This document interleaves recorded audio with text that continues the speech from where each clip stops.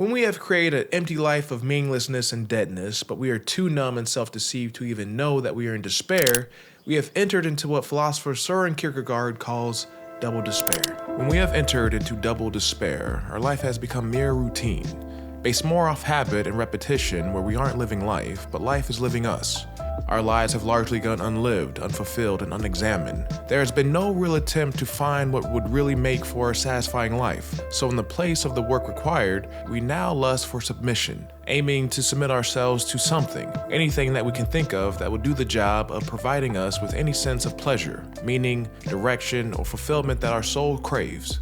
So instead of anchoring our life to higher, more spiritual pursuits, we angle ourselves down a more trivial path. We submit to relationships. We submit to sex, among other things that only serve to distract us, and put our life's purpose on things that only should amount to a small aspect of a person's whole life. These small aspects of our life come to represent our life's main desires.